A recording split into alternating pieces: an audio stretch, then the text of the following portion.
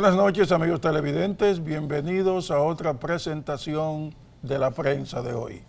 Melvin Matthews, Elido Pérez, con ustedes esta noche, esperando nos acompañen en los comentarios y la entrevista que posteriormente tendremos. Buenas noches. Buenas noches, Melvin, y contigo saludo a todos y cada uno de nuestros telespectadores.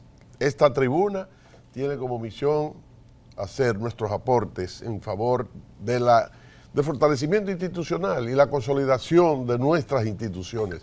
Ese es el norte, y en esa tesitura, en la segunda parte, tendremos como invitado para que se presenten, se vayan preparando, para mí un gran honor, un gran placer, al jurista Félix Damián Olivares. Así que esperen nuestra entrevista y mientras tanto vamos a ver el presidente Luis Abinader inauguró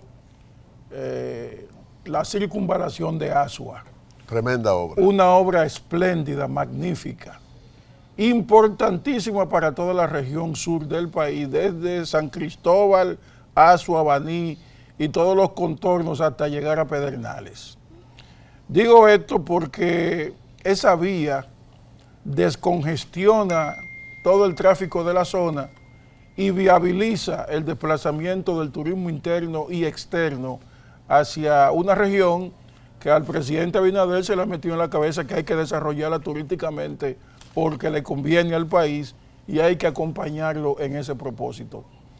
Esta carretera tiene la particularidad de que fue iniciada por el gobierno pasado.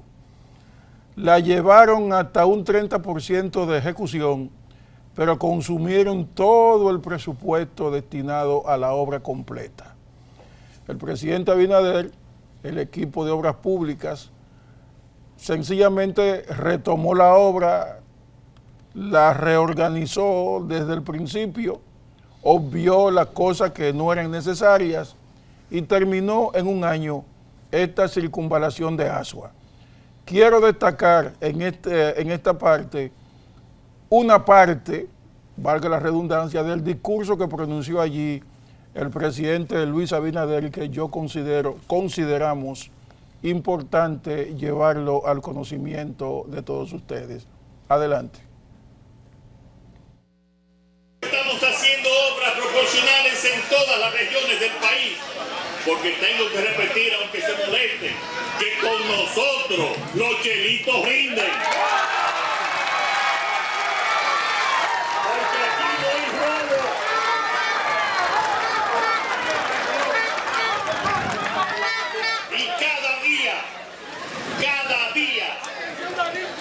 Mi función principal es velar porque cada centavo del gobierno se invierta de la manera adecuada.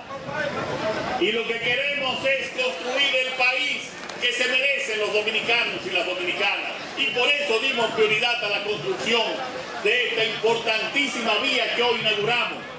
Esta avenida Circunvalación Sur de la histórica y valiente ciudad de Asua y Compostela, Primada del Sur. Bueno. Tremenda obra, muy buen discurso, sobre todo esta parte que yo asumo será un tema electoral, el de la transparencia, el del manejo eficiente de los recursos del Estado, el de que cada chelito tiene que rendir. Eso, estrujado en el rostro de la oposición, hará mella y no solamente sonrojará a los líderes de la oposición, sino que evidentemente le infligirá serios reveses electorales que definitivamente de eso es que se trata la lucha electoral en esta circunstancia. En ese evento surgió la información de que se gastó en la gestión gubernamental pasada el 125% del presupuesto y no llegaron a un 30% de ejecución de esa obra. Y esa expresión del presidente, aquí no se roba, se convierte también en un grito de guerra. Ese es el tema de campaña. El tema de campaña es la transparencia, la lucha contra la corrupción, la lucha contra la impunidad y todo eso, contra lo que sea. Después tú tienes el tema haitiano como segundo elemento, y el desarrollo económico y social del país. Así que vamos a hacer la primera pausa del programa. Y regresamos con la nuestro entrevista. entrevistado, con el jurista Félix Damián Olivares. Adelante.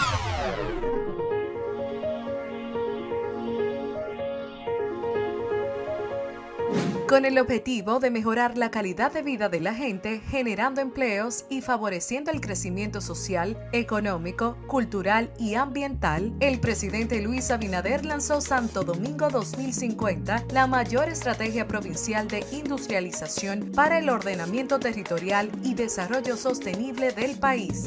En otro orden, como parte de las acciones para garantizar la calidad educativa del país, el mandatario encabezó el acto donde el Ministerio de Educación lanzó los programas de impacto del sistema educativo, los cuales ampliarán la cobertura de la educación pública, equiparán politécnicos e incluirán la inducción de nuevos docentes, entre otras acciones. El jefe de Estado recorrió algunas de las zonas más afectadas por el huracán Fiona. En La Romana, anunció la reconstrucción del municipio de Villahermosa, por lo cual se destinarán fondos especiales para la construcción de aceras y contenes, asfaltado y mejoría en las líneas de distribución de energía eléctrica. Mientras que en El Ceibo benefició a productores agropecuarios de la región este afectados por Fiona con la segunda entrega de 1.762 cheques y sostuvo encuentros con autoridades locales y juntas de vecinos. En San Pedro de Macorís supervisó los trabajos de reconstrucción de viviendas y entregas de ayudas. Además, visitó el set de la película Roadhouse, donde reafirmó el compromiso del gobierno para apoyar la industria cinematográfica local. Finalmente, el gobernante concedió la nacionalidad dominicana a Luis Sepúlveda, actual senador por el Distrito 32, que comprende el Bronx en el estado de Nueva York. Para ampliar estas y otras noticias, visita www.presidencia.gov.do.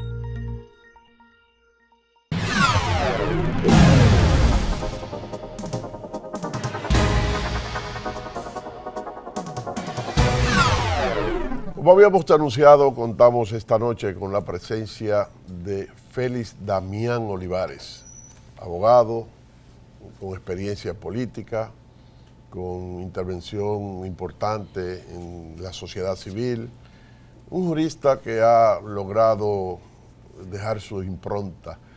Y para nosotros es un gran placer tenerlo esta noche para conversar sobre temas de importancia para el país en el presente y en el futuro. Buenas noches, Félix Damián Olivares. Buenas noches, para mí es un placer reencontrarme con Melvin Matthews y contigo. Tú eres un paradigma de toda la región, siempre te he admirado.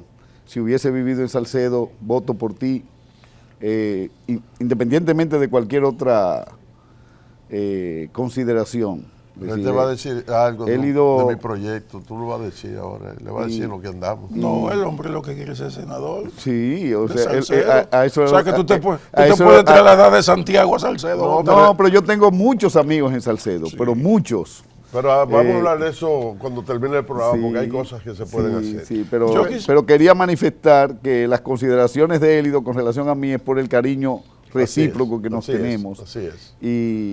Y él, aunque yo no he tenido la oportunidad de expresárselo así, es como don Bartolo, yo lo veo a él, pero él no me ve a mí. Está bien. Sí. Quisiera recabar de entrada tu opinión respecto de un tema conflictivo que ha surgido en estos días desde el punto de vista del derecho.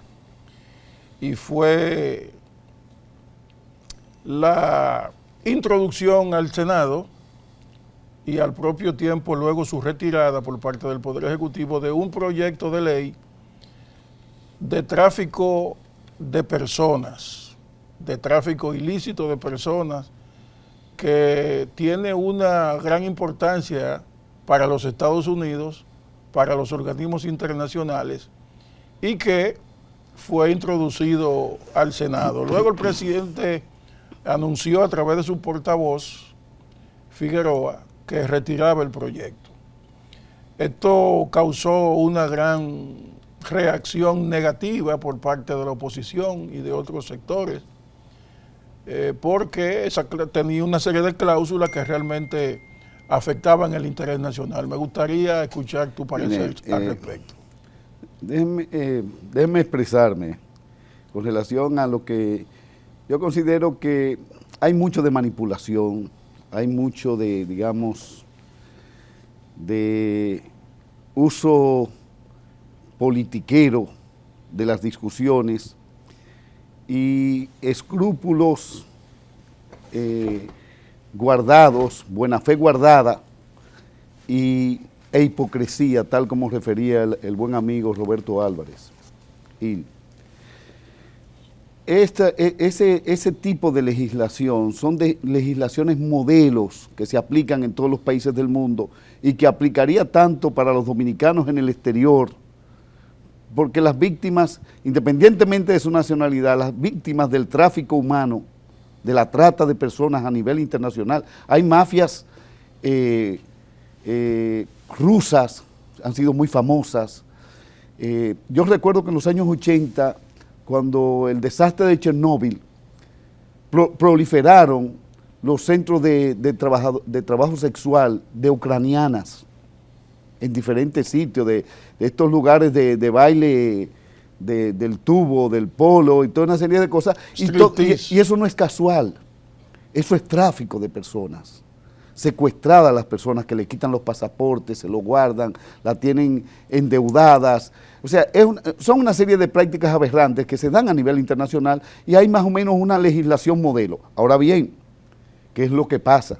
Que nosotros tenemos una singular situación con nuestros vecinos y como la legislación no diferencia, sino que es modelo, hay hechos que pudieran dar lugar a que la situación, digamos, explosiva, crítica de nuestros vecinos pudiera prestarse a que 3 o 4 artículos, porque no son más de 3 artículos. Son 3. Son como 3 artículos, y hay otros con relación al financiamiento y a la composición del Consejo que debían ser revisados.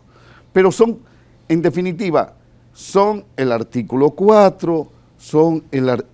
El artículo que habla, por ejemplo... El 77, letra D. El artículo que habla, por ejemplo, de no devolver a inmigrantes y admitir a su familia y un impuesto nacional para su mantenimiento. Pero vamos a explicar. Esos son 3 artículos que yo pienso que quienes los revisaron antes de enviarlo al Congreso tenían que eliminarlo. Que leer la letra chiquita. Exactamente. Que eso fue lo que no ocurrió ahí. Lo que pasa es que el principio de no devolución es un principio que se da a raíz de la Segunda Guerra Mundial, de la conflagración mundial, y entonces eso se aplica para los refugiados. Exacto. Para los refugiados, que es diferente a esta situación. Entonces, la reformulación que un artículo de ese tipo debería tener o tiene que tener es, relacionándolo con la ley de migración, darle un tratamiento de, digamos, al estatus migratorio, dárselo de no residente, de tránsito, y tan pronto existan las condiciones para la repatriación de esa persona, se debe hacer. Entonces, ¿qué ocurre? Hay una disposición, por ejemplo, si la persona es víctima y debe ser testigo en su propio proceso, la disposición plantea que debe mantenerse como residente hasta que concluya. Por ejemplo, ha ocurrido casos de colombianas que han estado aquí bajo esa situación, se han abierto procesos y entonces, como ellas no tienen un estatus migratorio, tienen que esperar, sino visa de paseo, tienen que deportarlas. Sí. Entonces, este acuerdo, pero nosotros, como tenemos nuestra espina, o la quisquillita, la quisquilla al lado, tenemos el incendio al lado. Claro. Entonces, tenemos que cuidar la paja que tenemos de este lado. Que hay que tomar en cuenta. Es el factor que hay que tomar en cuenta. Entonces, una sugerencia que yo hago, bueno, que se haga un anticipo de prueba, se grabe el interrogatorio y eso se guarde para el juicio, que es una figura del Código Procesal Penal. No hay que esperar 2 o 1 año y medio o 3 años que termine el proceso con esa persona aquí. Claro. El legislador fue sabio porque eso incluye incluso a testigos que estén en condiciones de salud que no garanticen. Que no garanticen, o un turista italiano que venga aquí y sea atracado en Boca Chica, por ejemplo, entonces no tiene que, porque él viene en un tour, él no tiene que esperar a que para ir y decir, mire, este fue el que me atracó. Exacto. No tiene que esperar 6 meses, sino que se prevé la figura del anticipo jurisdiccional de prueba. Entonces, para contestar eso, pero yo creo que hay mucho de hipocresía. Sí, está bien. Porque el doctor Leonel Fernández, y quiero aquí hablar como político, como ciudadano, el doctor Leonel Fernández engavetó durante 7 años el reglamento de aplicación de la ley 285-04 y la ley de migración aprobada en el 2004 en el gobierno de Hipólito Mejía, en el Congreso de aquella época, elegido en el 2002, no entró en aplicación sino a finales del 2011. Pero lo que es más, ciertos amigos y amigos tuyos, un amigo de Salcedo, yo les reclamaba porque estaba escribiendo y está que hay un plan que tenemos que estar en alerta permanente. Yo le dije, bueno, ¿y cuál fue tu actitud con el decreto 327-2013, el Plan Nacional de Regularización, que le dio la residencia permanente a más de 300,000 personas que no se sabe cómo llegaron al país y que le dio después, mediante la ley 169-14, la ley de naturalización express, la oportunidad de que gente sin identidad, porque la identidad nacional es un proceso cultural de asimilación, claro. y de gente recién llegado, sin ningún tipo de tradición histórica, ni empoderamiento de la cultura, de las costumbres, del idioma, tú los vas a convertir en dominicanos en 2 años. Eso sí es un crimen de lesa patria. Y eso lo hizo el gobierno en el cual tu amigo y nuestro amigo José Ricardo Taveras Blanco servía como director de migración. Y ellos estuvieron de acuerdo con el primer plan la primera fase del plan nacional de regularización, que fue el desacato flagrante de la sentencia 168-13. Pero lo que es más, aquí se hacían anuncios en medio de ese plan nacional de regularización, en creol, invitando a que vinieran. Bueno. No, pero es que hay aquí, en la parte de la hipocresía, hay que destacarla. Claro. Hay que destacarla y esos, digamos, aquí nadie es más patriota que Eduardo Estrella.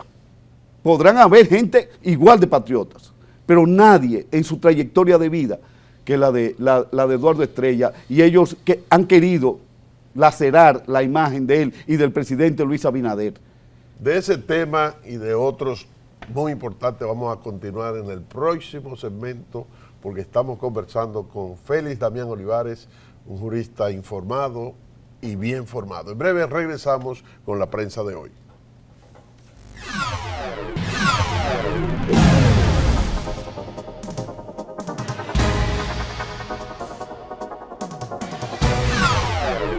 Continuamos con la prensa de hoy, entrevistando en este momento al doctor Félix Damián Olivares, un destacado jurista de la República Dominicana y de la región del Cibao, de donde es élido. Así es. Para concluir el tema que inicialmente planteamos, el presidente Abinader ha dado muestras de una gran preocupación por el tema fronterizo. No solamente preocupación, sino con hechos. La militarización de la frontera, la construcción del muro, las deportaciones. Todo eso son decisiones de política estratégica tendentes a mantener la soberanía y la seguridad fronteriza. Ahora bien, ¿por qué la oposición quiere tomar el tema haitiano como bandera de lucha frente a un gobierno que ha hecho esas ejecutorias? Me gustaría tu opinión en ese sentido. Eso yo diría que es ellos apuestan al olvido y a la mala memoria. Porque debemos recordar, por ejemplo, en el caso del doctor Leonel Fernández, él fue socio de Martelly, él apoyó a Martelly y de hecho tuvieron contratos en Haití durante los regímenes de Martelly, de Sweet Mickey. Construyó una universidad y Michel Martelly, Sweet Mickey, el bailador y el músico haitiano, cuando vino aquí por primera vez en un visita oficial, lo primero que dijo fue que él venía a resolver el problema de los sans-papiers, de los indocumentados. O sea, ese enemigo de la República Dominicana que es Martelly, porque ese sí es parte de la agenda contraria a los intereses de la República Dominicana, fue impulsado y apoyado por Leonel Fernández, y que hoy Canadá le acaba de suspender el permiso de entrada a Canadá y lo ha sancionado por estar apoyado por las bandas criminales que hoy azotan Haití. Entonces, si ese es tu tipo de amigos, ¿qué calidad moral tú tienes para hablar sobre eso? Y que cuando el presidente Abinader estaba aplicando las políticas de evitar que viniesen a República Dominicana a dar a luz a la República Dominicana. A las parturientas. Él fue el primero que... No, las embarazadas, porque parturientas se sabe cuándo va a dar, sí. Pero es que si vienen con 6 meses, con 7 meses, tú no sabes si va a dar a luz mañana. El hecho es que él fue de los que frontalmente se opuso a cualquier repatriación. Entonces, él tiene que definirse. Él tiene que definirse lo mismo que Abel Martínez, que como presidente de la Cámara de Diputados agendó y aprobó la ley 169-14. ¿Qué habla? ¿Qué habla? La ley de naturalización, la ley que permitió o que permite la nacionalidad express, digamos, festinada en horno de microondas a miles de personas que no solamente es que no tienen la identidad de la República Dominicana, sino que en su imaginario cultural está aquello de la una e indivisible. Claro. Porque esa es la singular relación de nosotros con Haití. Yo creo, estoy pensando en voz alta y estoy pensando como ser humano, yo creo que el destino manifiesto de nosotros podría ser que el mundo sea como lo soñaba John Lennon, un mundo sin banderas, pero faltan 300 o 400 años para que eso ocurra. Mientras eso no ocurra, nosotros tenemos que mantener y garantizar y preservar lo poquito que nos dejaron nuestros padres fundadores. Ese es el tema. Esa es mi apreciación. Pero hay otra parte que Matthews omitió, y es que el presidente Abinader desde el principio ha dicho que no hay una solución dominicana a la problemática haitiana, y en los foros internacionales Roberto Álvarez y el presidente Abinader han sido firmes. Y cuando querían el primer ministro haitiano apoyar la canalización del río Masacre, hubo una posición enérgica de la República Dominicana. Entonces, lo que pasa es que la oposición política quiere hacer malabarismos con situaciones, digamos, creando discusiones que nos alejen a nosotros de lo que fueron sus perversidades, se puede decir. Correcto. En materia política. Hay otra, en esa misma tesitura, respecto a, ya hemos tratado cómo el presidente ha manejado el tema migratorio, el tema fronterizo, pero en el ámbito de la justicia, que es tu fuerte, hemos tenido el inicio de un proceso que ojalá se mantenga, de ir otorgándole independencia al Ministerio Público, y que ha sido una de las atinadas acciones de este gobierno. Cuando se habla de independencia, se habla de relativa independencia por lo que representa todo el contexto de las procuradurías fiscales en todo el territorio. En tu opinión, ¿cómo valoras este esfuerzo del presidente de la República a propósito de ir considerando la necesidad de independizar el Ministerio Público? Mira, Elido y Melvin, yo estoy en desacuerdo con la postura que desde el principio asumió el presidente Abinader. Quienes tienen que ser independientes son los jueces. Hacer cumplir la ley es una función del Poder Ejecutivo. Ahora, tienen que hacerla cumplir con criterios de objetividad, con criterios digamos, de celeridad. no, de celeridad, de eficacia, de Equidad, eficiencia, el debido de proceso. neutralidad política. Es decir, el mismo comportamiento que se le exige a la policía debe exigirse a los fiscales, porque ellos son componentes de la realización de la política criminal. Orgánicamente el Ministerio Público no hace parte de un extrapoder, el Ministerio Público es parte del Poder Ejecutivo. De las tres ramas del Poder Estatal, el Ministerio Público está dentro de la parte ejecutiva, es decir, los que tienen que hacer cumplir la ley.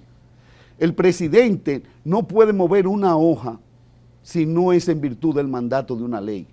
Cuando el presidente construye una obra, es porque está consignada en el presupuesto, Claro que a su que vez sí. fue aprobado por una ley. Claro que sí. ¿Y qué es lo que ocurre con el Ministerio Público y formar parte digamos, del Poder Ejecutivo, que debe tener independencia funcional? Es decir, el presidente no puede llamarlo por teléfono y decirle, mire, yo quiero que usted me vaya y me busque a Félix a su casa porque tuvo un problema con... O me injurió. O me injurió, o no me deja trabajar, que era como en las dictaduras. Sí, sí. Eso es lo que no se puede. Ahora bien, esa independencia funcional, un sistema de carrera, y económica también. de estabilidad, de especialización, lo que tenemos que apostar es por el fortalecimiento del Ministerio Público. Y debo decir que hay varios funcionarios del Ministerio Público que son de carrera, que son verdaderamente apartidistas y que son del Ministerio Público. Pero no debemos olvidar, y eso yo lo digo y esto es de la exclusiva responsabilidad mía, es mi criterio, pero no es un criterio nuevo. Yo lo escribí en el año 97. Hay un estudio sobre el Ministerio Público en donde yo digo que no se puede crear una organización en donde se pretenda que haya un color más oscuro que el negro. O sea, el color negro es el más oscuro. Tú no puedes crear una institución Terrorista. autista. Que aterrorice. Autista en el sentido, digamos, porque dentro de esa inteligencia y capacidades diferenciadas del autista, un autista dice, pero ¿por qué no hay un color más oscuro que el negro? Porque no lo hay. Porque no lo hay. Porque el negro es la ausencia absoluta de luz. De luz. Que de hecho no es un color. Los colores son otros. Ni el blanco ni el negro son colores. Después discutimos esa parte. Entonces, de los colores. Esa parte, lo que quiero significar es que hacer cumplir la ley es una función indelegable del Poder Ejecutivo. Yo hubiese empezado por hacer una auditoría y depuración de todo el Ministerio Público. Hubiese cruzado los padrones del padroncillo de Franklin Almeida del 2007 Sí. con los nombramientos del 2004, que fueron un plumazo. Sí. Fueron todos de un plumazo. Tú te estás yendo muy lejos. No, Sí. es que ahí es que está la raíz. El 100% del Ministerio Público los nombraron Francisco Domínguez Brito, Radamés Jiménez y Jean Alain Rodríguez. Claro, hubo un sistema de carrera a partir de un proceso en donde hay equipos que por mérito propio merecen ser servidores del Ministerio Público. Pero hay muchos otros que eran militantes y cuadros y lo siguen siendo. y han sido candidatos a diputados, Sí. toman una licencia, precandidatos a diputados, pierden y vuelven otra vez al Ministerio Público. Sí, increíble. Entonces, si somos independientes, debemos ser independientes de todos. Así es. Así O sea, es. esa parte hay que decirla. Ahora bien, no quiero mencionar a todos porque pudiera tener omisiones, pero Jenny Berenice, Wilson Camacho, Jonathan Baró, Edward López, Milna. Hay muchos. muchos que han asumido la carrera. Iván Félix, toda una serie de jóvenes, Milcíades, a pesar de su literatura, es un profesional del Ministerio Público, un ente valioso. Y así hay muchísimos. Pero así como están esos, hay otros que son cuadros políticos, y eso hay que decirlo. Aquí nadie se atreve a decirlo porque no quieren contradecir ese designio, y la que tiene que ser independiente y a la que hay que respetar es a la justicia, a los jueces, perdón, al Poder Judicial. pero el Ministerio Público hace parte del Poder Ejecutivo. En el próximo segmento vamos a hablar de el proyecto del Ministerio de Justicia. Si nos da tiempo, porque quiero hablar también del tema de recuperación de bienes mal habidos, Sí, que conocemos, que es hay importante. tiempo para ambas cosas. Volvemos en un minuto.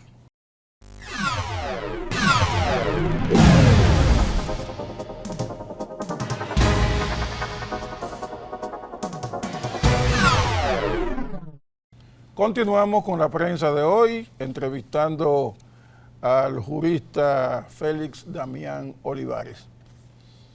Tu opinión con relación al proyecto que creará el Ministerio de Justicia.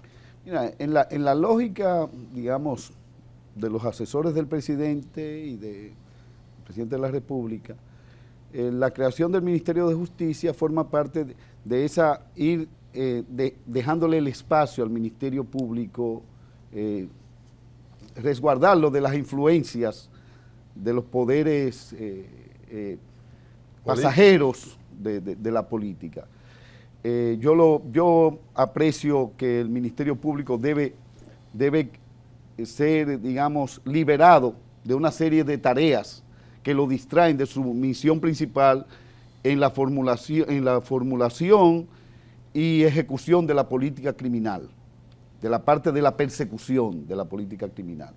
Y por eso la gestión penitenciaria, la ley, y ahí difiero de Pancho Álvarez, que dice que había que modificar no hay que modificar la Constitución, porque la misma Constitución dice que el Ministerio Público gestionará las prisiones, salvo que la ley se lo conceda a otra institución. Entonces, la gestión penitenciaria tiene mucha lógica que el mismo que te persigue no sea el mismo que administre las cárceles y que determine si te traslada de un sitio a otro y tal, o te haga la situación en la cárcel más difícil, que tenga influencia sobre eso. Entonces, eso es plausible. Lo mismo que otras tareas que hasta el día de hoy viene manejando, por ejemplo, el tema de la administración de bienes incautados. Eso no debe ser del Ministerio Público. No puede ser, y fíjense que aquí esto no se ha esclarecido, no se ha discutido, pero aquí hay muchos bienes que en pasadas administraciones del Ministerio Público se disiparon, bienes que estaban incautados.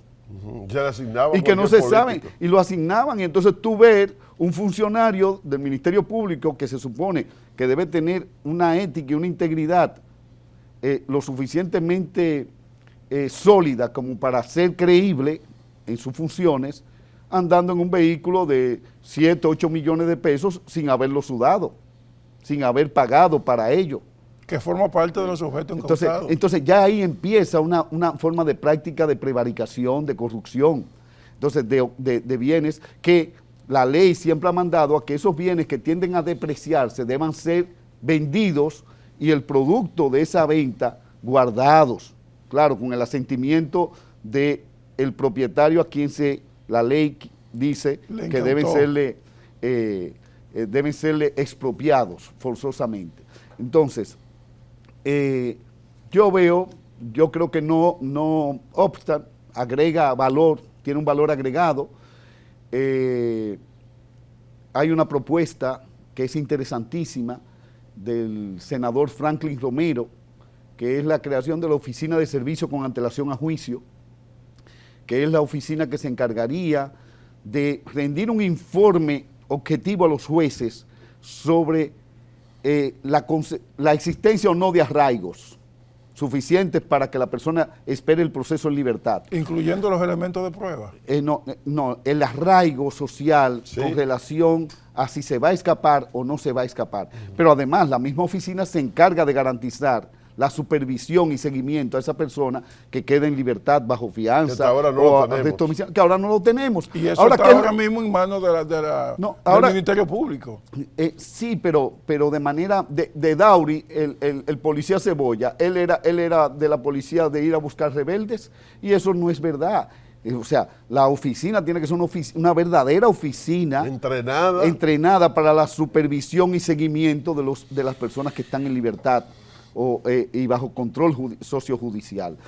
Es un tema interesantísimo, funciona en otros países. Claro. Tenemos más de 20 años, 25 años discutiendo sobre eso y finalmente el senador Romero está proponiendo esa solución. Y en el próximo Código Penal está previsto. Contigo tenemos muchísimos temas que tratar, que evidentemente este breve espacio no va a ser suficiente. Félix Damián, en un ejercicio coherente y congruente del presidente de la República con el tema de la transparencia, la persecución a la corrupción, surgió un hecho que a veces la gente lo olvida, una acción gubernamental, y es que mediante un decreto, el decreto 2221, el presidente crea un equipo de juristas para perseguir bienes mal habidos, para decirlo para que la gente lo entienda. Nosotros queremos conocer de ti el impacto, porque eso no tiene precedentes en la historia democrática dominicana, y si tiene información, qué tipo de avance ha habido en la recuperación y qué mecanismos se han utilizado en términos generales, sin entrar en cuestiones ya muy propias de ese procedimiento. Mira, yo debo iniciar por aclarar que yo fui parte del equipo de juristas contratados por la comisión, digamos, presidida por Jorge Luis Polanco y otros juristas, pero en un determinado momento, por las incompatibilidades que pudieran existir con las funciones en las que me he desempeñado en el Senado de la República, yo tuve que tomar una opción. Y parte de esa opción fue quedarme en el Senado de la República, independientemente de los, digamos, de lo interesante y lo atractivo que era acompañar a ese brillante equipo de abogados, de litigantes, en la recuperación de los robados, porque hay que decirlo. Nosotros tenemos el antecedente, digamos, cuando el Consejo de Estado, cuando se aprobó la Ley General de Confiscación de Bienes y todo ese patrimonio acumulado por Trujillo y sus allegados, la mayor parte fue recuperado por el pueblo dominicano, y eso fue lo que es el consorcio de Corde, la azucarera, que después pasó a ser el CEA, la CDE, todas las C y todo ese conglomerado que después fue piñateado con la privatización del 97 y que apenas se ha ido conservando a duras penas en la República Dominicana. Pero aquello fue una ley en un momento crucial. Ya en un Estado social y democrático de derecho hay que seguir los procedimientos. Así es. El Estado tiene que sujetarse, y lo cierto es que se ha venido haciendo un gran trabajo, porque ha habido mucha cooperación, y la verdad es que golpear en la parte del cuerpo que más duele, que son los bolsillos, es a veces mucho más eficaz que 3 o 4 años, 5 años de cárcel. ¿Y hay devoluciones que se han hecho voluntariamente? Sí, hay varias devoluciones que se han hecho voluntariamente, e identificaciones de bienes, volúmenes importantes. Falta mucho. Imagínate. Falta mucho, y yo creo que en este primer periodo del presidente Abinader no será suficiente. Será necesario para poder, porque ustedes sabrán que gran parte de la cúpula que estuvo durante 20 años usufructuando y detentando el poder, se enriquecieron, ojos vistas, o sea, con una auditoría visual todos nosotros sabemos que no hay forma de que puedan justificar las formidables fortunas que tienen en materia de combustible, en materia hotelera, en materia de villas, inmobiliaria, de inversiones en el exterior, en los Panama Papers, o sea, y entonces hay todo un equipo de investigadores que están rastreando todos esos capitales a nivel mundial, los que han podido sacarlo, y aquí en la República Dominicana. Pero esas recuperaciones no se han publicado. No, eso se va a ir. Se han mantenido bajo perfil. Sí, pero eso se va a ir. Y los afectados, tranquilos, contentos, apaciguos. ¿Habrá algún nivel de publicidad de esas? Sí, no, porque eso será público cuando los tribunales, cuando se exija el decomiso y cuando los tribunales den sus decisiones, den sus veredictos. Entonces, yo creo que en esa parte se viene cumpliendo. El Ministerio Público ha hecho un gran trabajo.